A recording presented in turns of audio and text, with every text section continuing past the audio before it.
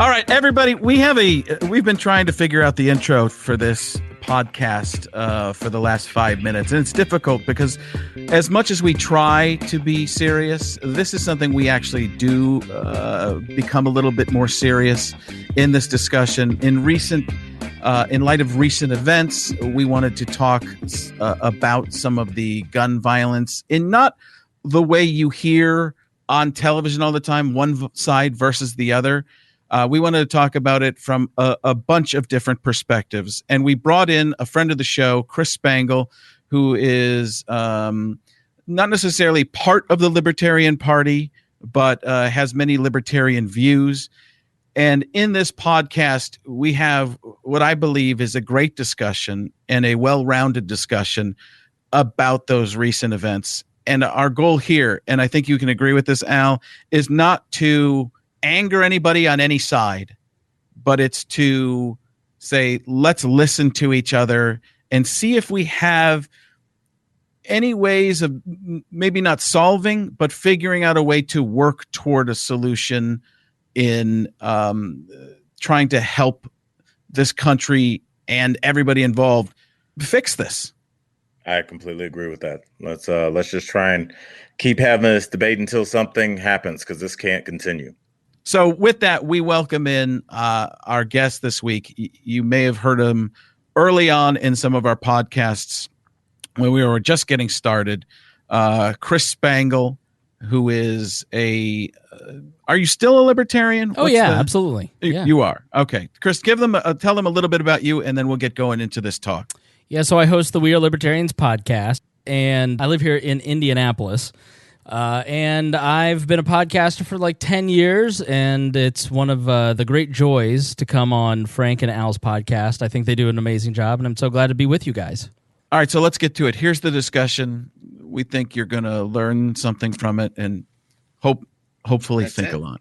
Yeah, okay. Well, Chris, I'm so glad when you can come on, just because not only do you explain your points well, whether I agree or disagree, it's just like it just reminds me of what I've always thought, and what Frank and I have always kind of been on with this podcast, is that like you can agree with certain things, you can disagree with certain things, but fundamentally, I feel like I walk away still liking and respecting you as a person and your point of view, because I think what's lost a lot of times when we have these conversations is at the end of the day, nobody wants mass shootings. At the end of the day, nobody wants to see people fail, hopefully. Right. So if we just remember that, like, we're all trying to get to the same place, it's almost like we're trapped in like a well, and Chris is like, hey, let's try and climb out. And I'm like, no, let's try and increase the water level, and hopefully that'll push us up. Instead of yelling at each other, we can both say, well, we're both trying to get to the top. I don't know if that's the best way to do that. Maybe we'll do it this way. And I think we forget that we're all trying to get out of this well that we're in. So with that said, obviously, Kristen, this is when this comes out Thursday, there'll be a little bit of cooling time on the stove for the story. But I hope, Frank and Chris, that we as a country don't just need 4 days for two mass shootings within 12 hours of each other. I hope that's not old news by Thursday. And if it is, shame on all of us.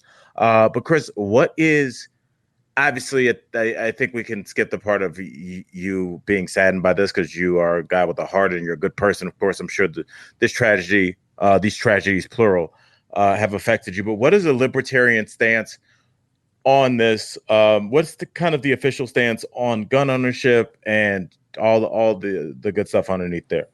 Yeah, so, like you said, skipping, I mean, the guy in Dayton just killed his sister as part of this. I mean, that came across as we were doing the show, and I about teared up. I mean, it's awful.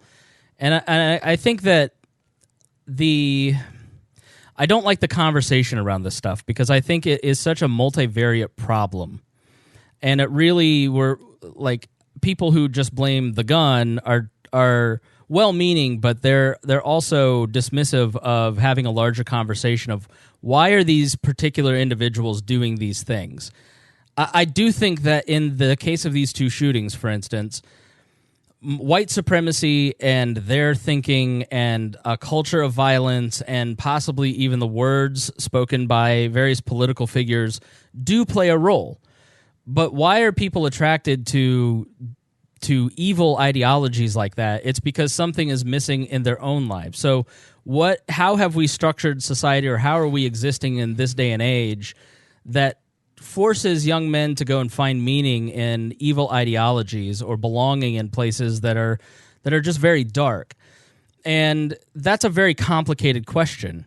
I think the way that we handle mental health is also very crucial. I'm about to start studying and doing a show on deinstitutionalization. So starting under Kennedy and really fulminating under Ronald Reagan in the 80s, you had something called deinstitutionalization. So instead of a network of asylums and mental hospitals in America, we now have nothing. And we just let them out on the street. That's a fancy way to say open the doors and save some money. We literally, here in Indianapolis, Central State, it's now apartment buildings, Central State, and they just closed LaRue Carter, the last hospital in the state that handles mental health issues. They literally opened the doors of Central State and bust them downtown, and they became homeless men. And so you look at the homeless issue, you look at the issues of mass violence, and why young white men and why they're turning to terrorism. I mean, there's no other word than terrorism for what the kid in Texas did. I mean, he wrote a manifesto. The kid in New Zealand, that's terrorism. And I think the kid Dylan in South Carolina said he wanted to start a race war, and he went in and killed 9 old black folks in a church. Exactly. And so much like we would look at ISIS members and what are the contributing factors to them turning to terrorism, that's again a broad, complex question, and I think we ought to look at this issue like that. So I am completely I advocate fully for gun rights, and I'm unapologetic about that, because I think every person has a right to protect their person, their property, their family, and their community. And I don't think that it is the only solution to this problem. And I think that when we make it the only solution, we're going to institute common sense gun laws that, when you look at most of the mass shootings over the last 3 or 4 years, most of those guys passed background checks. They bought guns legally. And it was because the FBI failed in the way that they were doing the checks, or the Air Force forgot to check a box. Like the solutions that I think gun control advocates in these mass shootings advocate for usually aren't going to solve the problem. It's the mental health issue that really needs to be solved, and that's something that I think most Americans can work together on and find agreement in, and will benefit our society, that will not take away anybody's rights to gun ownership. It will save lives. It will protect families from, like in the case of the Dayton shooter, somebody who very clearly was a seriously disturbed person. I totally understand a lot of the arguments let's just generalize, the left makes about these issues, and I understand and appreciate it. I just don't agree that that's the solution. I look at these guys and I go, I'm not willing to score cheap political points.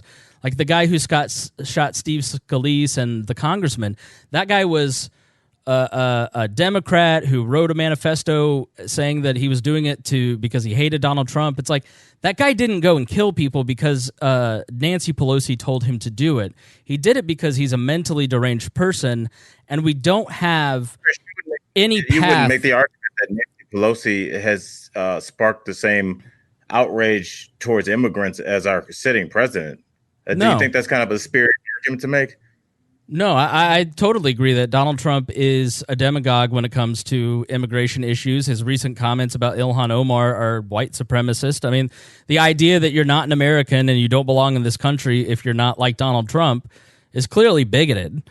So I do totally understand that, but I think rational, reasonable people like you and I look at that and go, well, that's his opinion, or they can separate that out. But what do you do with a young man in your family that you see warning signs and you have no path to get that person help because it doesn't exist? And so instead of working on the problem of helping families possibly institutionalize or medicate young men like this, we sit and argue about immigration and gun control and Donald Trump. And the problem just continues and it never gets fixed because we're not talking about the thing that, in my opinion, Frank, that would actually fix it.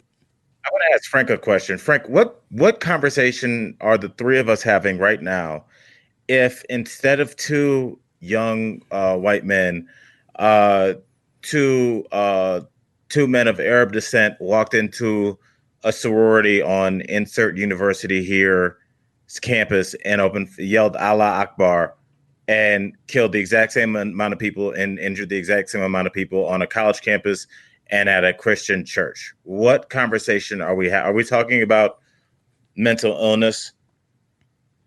Are we talking about? Well, I think I think you're tying a couple of different things together there. One, to Chris's point, he and I agree with, these shootings should be treated like terrorism. First of all, is that's what you said, Chris? Yeah, there's in the case of the Texas shooting, it's 100% domestic terrorism. For the record, Al, my answer, if it were ISIS shooters, it would be the exact same.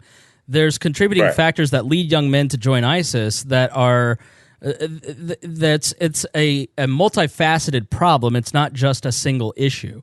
There's something that ties that people, when there's not all, I don't want to say all people because that's not what it is, but there's some super religious people that also have some other kind of clique, something going on where they want to get rid of people who aren't like them, I guess. And do I think it would be treated differently in the media? I think it probably would. I think you'd have probably a flip of because a lot of what I'm hearing right now is almost that same kind of question you're asking, but it's not even that question. It's that same kind of point being made. What if these people look like this? Well, Chris and I are both saying the same thing from our perspectives, at least, that, yeah, that's terrorism. This is bad. And these people should be thought of in that way, as opposed to like, oh, this is just a, I'm sorry, but it's just in quotes, a killing. No, there's a lot going on here that if you're going to try and look at it in the same way, it struggles for me when religion's tied into it too. Is there a tie? I mean, it seems like there's an ideological with these shooters, white supremacist ideology. And what my question is, in terms of treating this, like, I mean, I would go as far as to say that I'm sure that a fully funded terrorist cell that is funded through international banks and things like that, and communicated with on a very high level with upper level people in command, is not the same as a white supremacist organization operating somewhere in the rural South. I think that the FBI with very little, with not as much as they would need to find Al Qaeda, could locate these men and women where they congregate online, where they congregate in person. In fact, the Parkland shooter, they can be located. In fact, the Parkland shooter had the police out to his home several times. I mean, it was very clear that the Parkland shooter was mentally deranged. I think believe the FBI, he wasn't allowed to carry a backpack to school because they were so they were concerned about him. But yeah, I mean, if we'd seen a shooting and somebody had an Islamic manifesto and then executed it, and then we had another one 12 hours later and executed it, and then the week before at the Garlic Festival, somebody had an Islamic manifesto and then executed it. I don't know if everybody would be talking about mental health and Prozac right now. I think people would say that the terrorist cells have come alive. This will be weaponized politically. Do you see what happens if you don't elect me? You're not going to be safe. We need to get these. That's why there was a Muslim ban. I mean, Muslims were being banned without this. Imagine the call to arms for a Muslim ban. If in the last 7 days we've had three mass shootings by young men of Arab descent, I think we're having a drastically different conversation. Maybe not on this podcast because we are men of a certain ilk and we rise above. But I don't trust the national media to rise above. I think that would be the biggest dividing line that we've had since the Civil War. Am I wrong about this? Doesn't the term radicalized get used a lot more in terms of terrorism? Where did the person get radicalized. And here, in this instance, yes, Al, I think we're using the term mental illness a lot more. And in a way, they kind of go hand in hand. Sometimes if you get radicalized, you don't have your, and I'm talking about extreme radicalization. You don't have, you're brainwashed, and you're not thinking the way we consider to be normal in our culture. And that, to me, almost sounds, I don't know if it's mental illness, but it's a mental change. Yeah, I mean, it's there's a pretty, and I've read about this, the formula in terms of the way a lot of white supremacists are recruiters. They look for young men that are usually without a father or a strong family situation, that also kind of label themselves incels, meaning that they have difficulty attracting women, which causes them to become angry. They are then engaged by these people that say, hey, it starts with misogyny. Hey, Chris, hey, Frank, don't you hate these bras? They don't know how to take care of a real man. You're like texting back, yeah, I feel you. That's why a good man like me is out here with no. And then from there it goes, and don't you hate the blacks? And it kind of starts from there. And that's where you get some, from what I've read, that's how they initiate and kind of look for new blood in those organizations. My question is, we were talking about a Muslim ban when there was no Muslim terrorist attacks. What do you think the call for a ban would be if we had, how many died in Gilroy last week? 3. So I can't even count the number of people that have died this week in results of domestic terrorism, but let's say it's 55 people, something like that. If we have 55 dead Americans within 7 days, what do you think the call for I would also ban would be fired? Maybe not dead, but 57 people were shot this weekend in Chicago. I mean, then that's not something that we talk about. I mean, we don't talk about, I think overall our society is very violent. And I think that we have just accepted that for a long time because that's it. But now it's so in our face because of social media, because of just media in general. I think we're a much more empathetic society than we were even 20 years ago. And we want to solve this problem. I think the conversation is and has been, should Gab exist? Should 4chan exist? Should these message boards where they organize exist? And the harder that people have tried to prohibit those particular forums, the further underground these guys go, and the less rational people there are. I mean, I'm not gonna lie to you. I know a lot of radical extremists, but they're not violent people. And over my 10, 15 years in the libertarian movement, I've run across a lot of these guys who are violent, who are disconnected, who have no meaning, and they find... Hey, by the way, you just said guys. They're all men. Yeah. That's an interesting... I definitely think testosterone has something to do with this. But Chris, let me ask you this really quickly, because you said something, and it's definitely a buzzword. I wouldn't say it's a dog whistle, but Chicago gets brought up a lot, and I know you weren't doing it on purpose, but it gets brought up by a lot of right-wing conservative groups saying, well, if you cared so much, you'd fix Chicago. Chicago is the way to say, in my opinion, it's a way to tell somebody, don't comment on this until you fix your own community. Chicago is a city that is awash in gang violence. Sure. But we always just say, yeah, well, how did that happen? I think we all now see with how many states have legalized marijuana. I think it's happening in Illinois now. There was a conscious effort to imprison hundreds of thousands of black men for minor drug offenses, whether it be crack, which is basically a little bit of cocaine and some baking soda.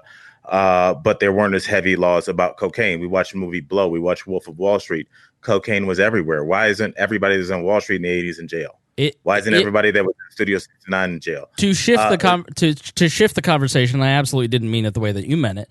To shift the conversation to, let's say, gang violence and why young black men are dying at an alarming rate, it's because of the drug war. And if you go back to the origin of the drug war, in 1994, I believe, Ehrlichman, who was Nixon's chief of staff, gave an interview to Harper's where he said, we couldn't criminalize being a leftist and we couldn't criminalize being black because of the Black Panthers, so we criminalized drugs and we cracked down on it to crack down on those two particular communities. And it was all by design, and it was racially motivated, and it is why we have such a destructive force. As anytime you increase prohibition of something, you create perverse incentives and gangs rise up. Look at Al Capone in the 1920s. And so the conversation there is not mental health necessarily. It's stop doing police actions and cracking down on nonviolent crimes that create these perverse incentives. Was it almost like redlining in the insurance industry? I mean, that's like we couldn't like there's a racial. Do you know what that is? Yeah. No. What is redlining? Well, what they would do with insurance companies would do is they say, well, we can't charge black people or some ethnic group more, so we'll hit these areas where these people live. So what you were saying there was, well, we can't criminalize this or this, so the drugs are what these communities are doing or is in this community or part of this community that we can go after, I guess. And it's almost like we're pretending that this is why, but this is what we're actually doing. Like, I mean, if we think about this, if you were a police sergeant and you wanted to go bust some people for drugs, let's say you were the sheriff of Tallahassee, Florida. Every Friday, you could go into the dorms and arrest 5,000 kids smoking pot at Florida State. Can you imagine how many kids are smoking pot as this podcast is going? How come they're not kicking in the doors at Yale, at party schools? Those are rich kids. You think there's no cocaine around there? It goes with the rich people. But we don't kick down those doors. We go and we get kids with a couple buds on them, and you throw a couple charges on them. And by the time that they do one thing at 18, 20, which I think a lot of people are guilty of, they'll say, this kid's got a rap sheet as long as my arm. There's no such thing. You've never on the highway seen like 4 white girls on their knees with their fingers interlocked. Are you telling me that they don't do drugs? They make up 51% of the population. There's drugs everywhere. Black women, white women, but everybody does drugs. That's I'm throwing alcohol in there for most people, except for Frank Caliendo. So because of that, when you choose to police one part of the community, you look at how it's looked at. Oh, it's just kids smoking a little pot. It's a running joke. Oh, it's a pothead in college. But if that's such a running joke, then why aren't we arresting all these? There should be hundreds and hundreds of thousands of white college students in jail right now for marijuana-related issues, but there's not. It seems to be only black men. Have you ever talked to a white girl and she goes, "Yeah, I just got busted for pot"? Right. It happens very rarely. So, so like when Chicago's brought up, it's just interesting that the infrastructure was in that city was destroyed, leaving behind a wake of generations and generations of men that never knew their father, were forced to be breadwinners early. They can't work because there's nothing in their community. There's really just, the idea of maybe being an entertainer, trying to focus on school, or if you have immediate family needs, selling drugs for your family. Those are your options, because the Chicago territory is life and death. And, that they handle that no different than they handle territorial issues with Goodfellas, which is embraced, or movies about the mob that's embraced. It's the same thing. It's just territory to be able to sell something illegal. But to compare Chicago to the mass shootings, I think a lot of times in Chicago, at least there are some, it's fair in some ways. I'm assuming both sides have some type of weaponry.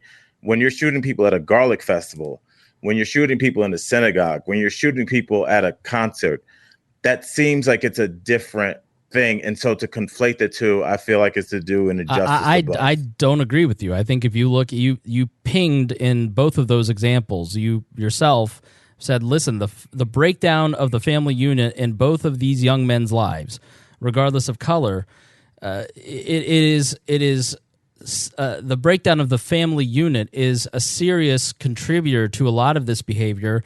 It leads to a complete lack of stability and security. And so when somebody is in trouble, there isn't a family around them that can help move them towards a place that doesn't end up in a very scary, dark place. I think we take, my point was and will always remain, is that we don't want to actually look at a lot of these contributing factors to violence, and we want to yell about it and be upset about it, but we don't ever actually want to talk about the real causes, because either we're too busy arguing stupid things or too busy being concerned about how we might look talking about these things. It's a nuanced conversation, and very few people want to have. It's an uncomfortable conversation, and I think talking about saying that there are common delineators between why does an ISIS member, a young black man in Chicago, and a disaffected rural white kid, there are commonalities of why those young men turn to violence. And so what is it about our society that we need to fix? That there were 2 kids here in Noblesville, one of the richest parts of Indianapolis, that just got arrested for aiding ISIS. And so this is young men turning to violence is an epidemic in our country, and there's a lot of different reasons why it happens, but we don't want to have those conversations because we're too busy yelling at each other over, like, everything's an abortion argument. When I was started in talk radio in 2004, we didn't talk about abortion, and it's because it got too real, it got too heated, it got too nasty. Now everything is that way, and everything's an abortion argument, and I think the first part of our conversation about the media is a contributing factor to it. And, I'm not smart enough to give you an answer on how to fix all this. It just, I look at the trends and I go, there are commonalities on why people turn to violence.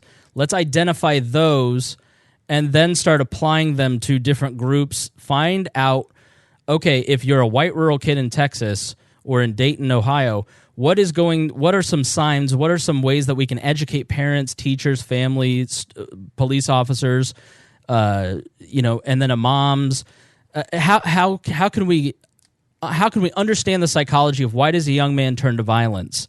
Let's start there and build out a list of how that happens, and start with that conversation, because I think that would be much more beneficial than arguing, I'm going to take away your guns, or we shouldn't have Muslims live here, or I just think that there is a larger conversation that we don't want to have because it's uncomfortable and it's not as fun, I guess. Well, how do you?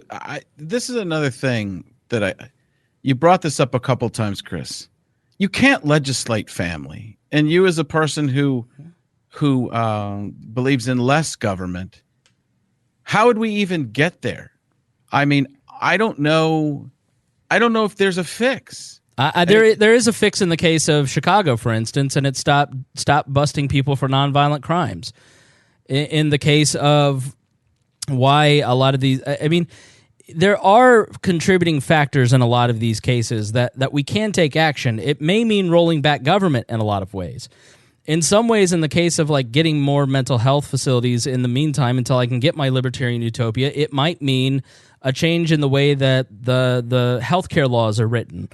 To allow for more mental health access, so I think there are. This is something I want to interrupt you here for a second. This is something that Eric Griffin hit on too that I found interesting.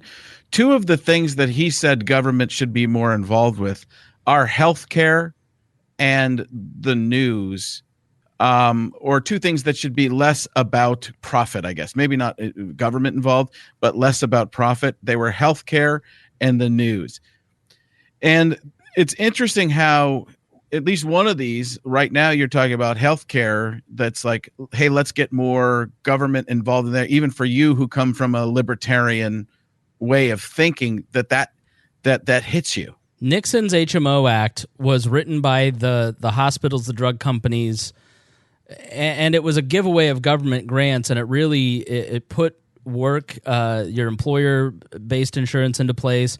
Like there are a lot of reasons for healthcare being so expensive and so profit-driven, and a lot of it has to do with legislation that was passed 20, 30, 40 years ago. So ultimately, it comes down to, in my opinion, Frank, the family unit. I only like you to say when it's your opinion when you use like a word that's like a trigger word. the family unit, I think, is incredibly important, and the way. When I look at ISIS, when I look at the domestic terrorists, the scary part, I think, for people is that there really isn't a solution. Violence will always be a part of human nature. This will, in some form or fashion, always exist in our society, and there's no way to get rid of violent actions. I mean, you can get rid of all guns, but there's massive amounts of knife attacks in Britain, for instance. Like the human heart. I mean, but would you rather be a victim of a knife attack or an AR-15 attack? I mean, obviously a knife attack, but I'd rather not die. I mean, but the reality is that the goal. But yeah, I mean, we always that's the BBC. But we always talk about this like, yeah, this is always going to exist in our society. But other leaders, countrywide and other nations, they don't have this problem. I think, and I read an article in 2016. The police in the UK shot 16 bullets over the course of the year. That's every officer with every gun, 16 bullets total the entire year for the entire country. Japan, I think, has 1 or 2 murders in the last 6 or 7 years. Have you ever read Japan's gun laws? They're very, I used to know them almost all by heart, but they're basically like, you have to be able to account for all the bullets. There's a strict mental health check. They call your friends and family. They look at your former employers. They look at your social media. The gun and the bullets have to be stored in a separate place. There are people that come by and randomly check on your guns. And every 3 years, you have to renew for your license, which means going through an extensive written test and shooting test. And because of that, they don't have these same kinds of issues. So like when it's said so casually, well, this is just something that happens. This is just something that is. I'm like, but no, this isn't in the other countries that we look at as our peers. This doesn't happen, except in the random case of New Zealand, which was again another white supremacist. I mean, how do you, when you have what is it, 3 guns for every person in the United States? How do you effectively collect all of those guns? How do you effectively? And my brother-in-law, we argued about this Friday night actually. And he's like, gun confiscation is not the goal. I go, it's been the result, the end goal in every other industrialized country. The difference with America is that sort of like the healthcare argument. It's like, well, Luxembourg has medical socialized medicine. It's like, yeah, they have 700,000 people. America is an enormous country with a lot of guns and a gun culture going back to its founding. The argument that you can if you get rid of guns, you will get rid of gun violence is just not a solution. It's not a realistic solution. It's just something that I'm sorry. I completely understand your view that if you didn't have guns, you wouldn't have these problems. But I am not of the opinion that you can confiscate every gun in the United States. You're going to get guns from law-abiding citizens, and you're not going to get them from the people that do peddle in white supremacy or gang violence or whatever. Like, there's just no realistic path to gun confiscation. I had a friend from Ireland who was very conservative, which was interesting to me, and that's why he liked the United States more, because this is what he said in his opinion, Chris. Mm-hmm. He could be more conservative here in the United States. But he also agreed. He said, it's kind of what you're saying, Chris, where you had the guns already. The problem, in quotes, is that the guns were here and they've been here for so long, you can never get to the point where the guns weren't allowed in the first place. Right. That's the difficult thing. In some of these other places, and you also said, Al, we're talking about Japan. And correct me if I'm wrong on this, it's a very homogenous group in Japan, right? It's mostly Japanese people. There's less cultural battling going on. Is it more of a similar religion? And that's the way it's always been explained to me. And I correct me if I'm wrong on it, listeners. Anybody, I don't want to be spewing out wrong. I think it's fair for you to say that Japan is full of Japanese people. I think that's fair. That's PC. Yes, I don't think you're going to get a lot. I think a lot of our things, and Al, we've had the discussion after we had Chris on the last time, and we probably have to wrap up. I mean, we've gotten really in depth into a lot of things here. We have about 3 episodes worth, and that's rare for a Chris Spangle episode. But thank you, Chris. I could do another 3 hours. Let's do this. No, I know. It's great. I mean, we got into parts we didn't know we'd get into, and I've learned a lot. Frank, finish your point on homogenized society. I was interested in that. But I think it goes to with the point that we made about libertarianism in general. Al and I have talked about this a few times after talking with you the first couple of times, Chris. In a rural community, in the let's say United States, in maybe let's just pick Nebraska, where neighbors aren't that close to each other, it's much easier to be libertarian and not go and get into your neighbor's business and stuff like that than in New York City, where everybody's on top of each other and your rights are constantly overlapping somebody else's rights. And thus there is more of a potential for conflict in that huge city type of situation, as opposed to, like I said, in the country rural situation where people are just bumping into each other when they want to. So in Japan, I know, which is much busier, but you have less of cultures going back and forth, and almost, and again, correct me if I'm wrong, but most wars and battles that seem to be on Earth, or a lot of them, tend to go back to religions and people fighting to spread their religion and my religion and tribalism, and my people are different than your people. It's when people, they just think their way is better a lot of the time, or trying to persuade people to be more like them, as opposed to letting them be who they are and not trying to affect them. Well, that's if I may, Al. Please. People like to control other people because they usually can't control themselves. And so they seek out political power to control other people. And power is really why conflict takes place. And I do see your point in like a more urbanized area. The turnover of faces that you see is so much greater. It's daily, as opposed to living in, let's say, Mayberry, for instance, where you get to know the 500 people that you're around, and you can build trust with those people over a long period of time because you see those same people over and over and not a lot of turnover. And so there may be a greater need in an urban setting where you feel like I need to control these people because I don't know who, you don't really have those long-standing connections. I've only ever lived in Indianapolis, which is only the 12th largest city. You guys live in much bigger places than I do. You tell me if I'm crazy. Well, no, it's not that you're crazy. I think it has to do with population, again, with your incentive as to behave correctly. If, let's say, maybe let's keep with the Mayberry analogy. I'm the only black man in Mayberry, and I see you, and I walk my dog 2 miles to your place and let him poop on your lawn, and you see it, and I look at you, and I thumb my nose, and I walk away.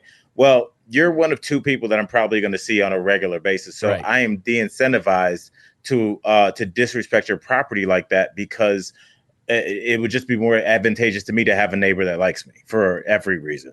But Chris, I also think here, and I'm sorry to no, go ahead. This is a great point of, you have acquiesced some things and you call it the utopia of libertarianism.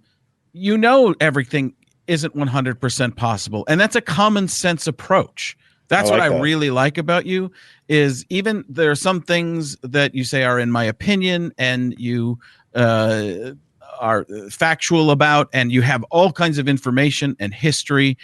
But one thing you try to come from, and I believe you are coming from, is common sense, especially in your own mind. That almost sounds like a negative, but I don't think of it that way. I think of it as commonsensical. That's great. When you come from common sense, at least we can disagree on something, any one of us, and go, well, this is where I'm coming from, and to me, this is common sense. And somebody else could say, well, it's common sense from that perspective, but maybe not this particular perspective. And that's what I really like about what you're saying, and what I really like about where you're coming from, even from the quote-unquote libertarian party, is you said, well, here's some things that would be in a utopia, but they're just not possible. And that's why I want people to listen to you, because you do come from that perspective. You're not trying to tell people, hey, this is the way it has to be. You're saying, just look at it from this perspective, and then at least we can have the discussion after that. Yeah. And I'm sorry to have cut you off, Al, but I appreciate you both for your compliments. It's very kind of you. And coming from you both, I have a tremendous amount of respect for you both. And so the nice words are very appreciated by me.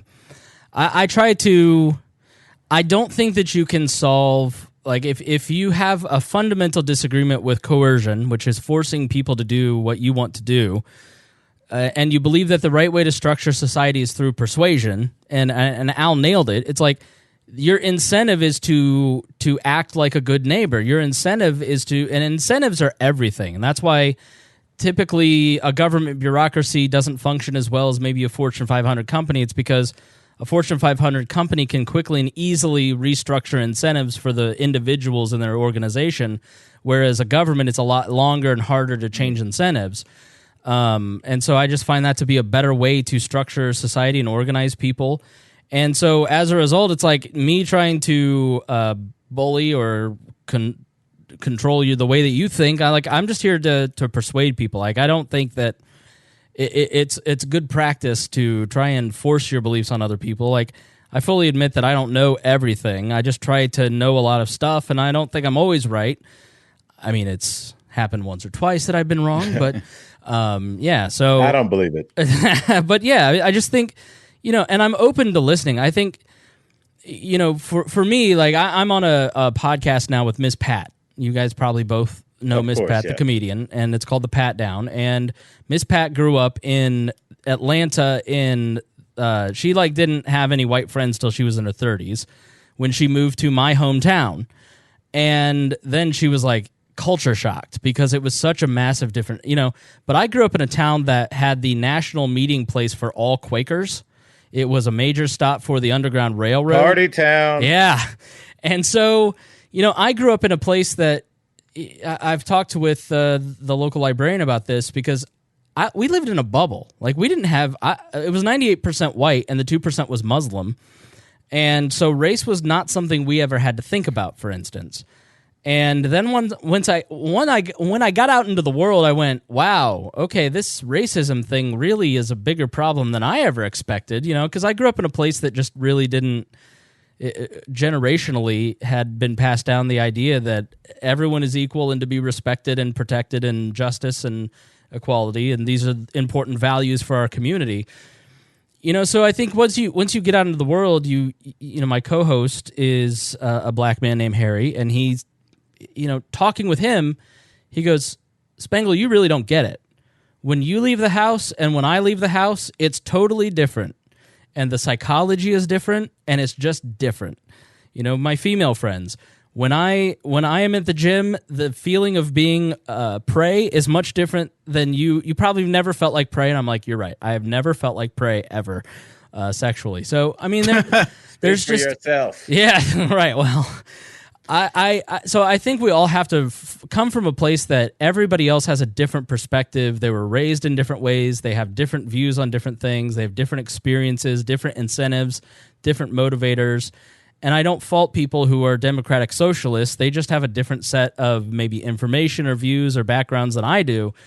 So you just have to talk it through and kind of get to a place where, okay, why do you think this? But I always try Which is what we try to do on the show. And one thing that Chris, you and I disagree on are the cues of we need to wrap up this show. Right. Wow. Al, was there anything? This is going to be one. I'm going back and forth with Toledo, our producer, because he's been on the whole time with me, and he's like, "Should we make this 2 parts?" This is something we'll have to discuss afterward because we don't usually go this long. I'm almost thinking about this podcast being, the first part, and then where we talk about things in general, and then get to the gun discussion and stuff like that as a second part. Although that'll be much later.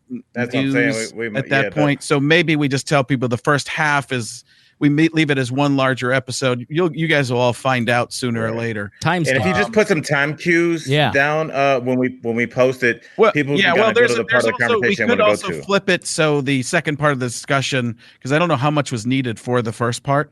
Toledo go back and take a look. It's kind of its own episode and might be able to go out on its own. And I might just be Al and I might be able to set it up early. I thought we were wrapping it up. Yeah. Well, I'm just letting you know most of this part's getting cut out. Al, was there anything that you wanted to add before I cut you off and then gave the gavel to Chris for 4 hours? No. We talked about my points. I'm good. All right. So follow Chris Spangle on various forms of social media. Chris, give them everything where they can find you and your podcasts and anything else that is Chris Spangle. Yeah, just go to wearelibertarians.com and then search my name on anything. Feel free to follow me. And we are at Alan Frank across various platforms on social media. And you can find Al at Al Jackson IG on Instagram, at Al Jackson on Twitter, I believe, at Frank Caliendo for me, Al at alanfrank.com, or Frank at alanfrank.com if you want to email us. And listen, Chris, it's always, I'd say a blast, but it's not so much a blast. Yeah, it's an education. The 1940s dance. That's where I'm coming from. I truly always look forward to me and Al talking with you, because I do feel like I learn a lot. I think a lot of the way you think overlaps with ways I think, and I think different things that you think even overlap with Al sometimes, and we all come together. But that's what the point of this is we have different perspectives. We all come in, have a discussion, and don't have a fight, and that's what we're looking for. Well, is that a deleted scene from Remember the Titans, Frank? That was a very unifying message. That's what I like to do. I like to bring people together. And now I'm going to divide you. I do have to say I've never been more embarrassed in my life than realizing after the second time I was on, we hung up and I did a Trump impression in front of Frank Caliendo, and I realized how incredibly stupid I looked. So no, that's. Do you know how many people have challenged Jordan to a game of one-on-one? That's right. You're just. It happens to the best of us. Let's not compare me to Jordan again. We both know you're better.